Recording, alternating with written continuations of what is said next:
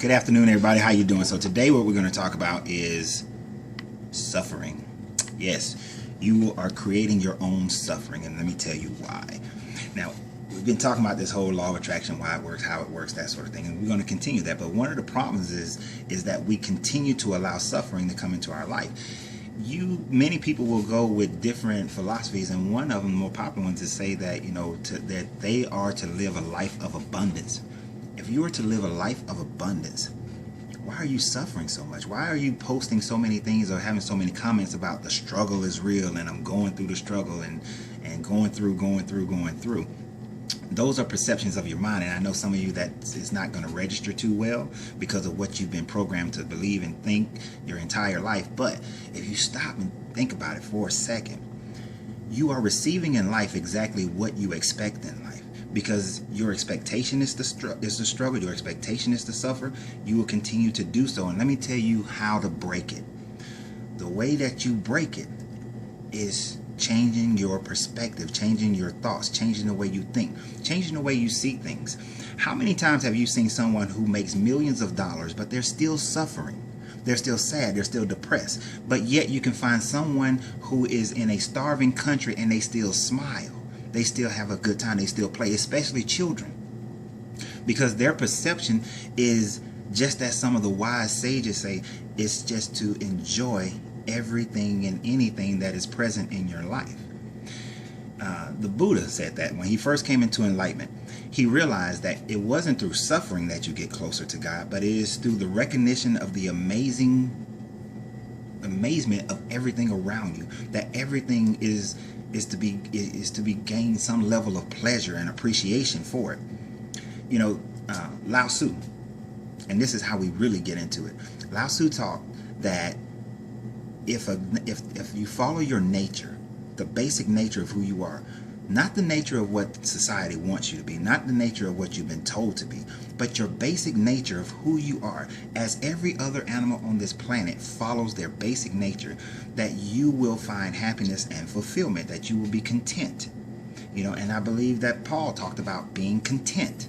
So that is where you can find it, by following your basic nature. See, if you're in a job and you hate that job, you're going against your basic nature, because every day you're walking into an environment of hate, anger, frustration, and that toxicity builds up in your body. It gives you stress. It makes you feel old and tired, and then your life turns out to be that way, and you wonder why, and then you're looking for some other revelation to come to your life. But the whole time it's just been you. It's just been you. There's someone I know. They grew up in a household where they were told exactly these are the safe jobs and these are the careers that you should follow. When they went off to college, they had an opportunity to intern somewhere that they would have enjoyed, that they really wanted to go and spend their time there. But then they were told, no, this is the pathway that you're going to follow. I'm paying for this education. You're going to follow this pathway. So they followed that pathway, and they took the job. And after a year, they realized that they hated the job. But because they had already been in that pathway, because of the pressure, because of what they had been taught, they continued to work in that field. And 18 years later, they're still there, and they're unhappy, and it's so toxic. And they look for every day that they're not present in that environment. Now, if you're spending your days feeling that way, how can your days be abundant? How can you have happiness or contentment when every day of your life, 5 days a week at minimum, is filled with this? And really 6, because on Sunday you're worried and concerned about going back to work in a place that you hate. And it's hard, and I get it. To change their life right now would probably be about a $30,000 pay cut.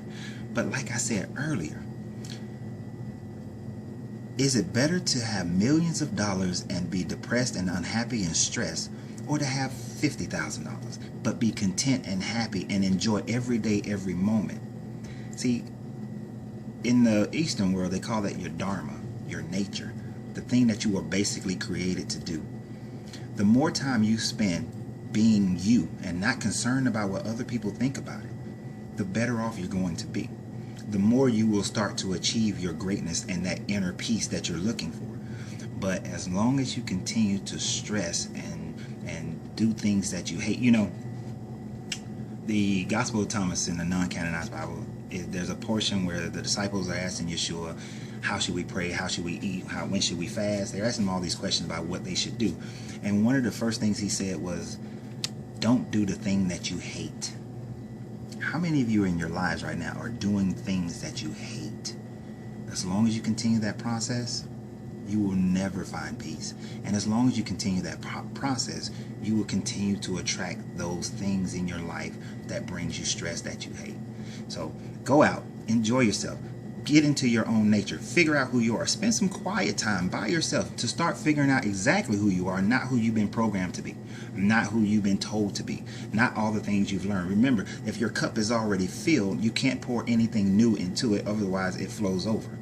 What you have to do is empty your cup and then pour in exactly who you want to be and who you are, and that is your true nature.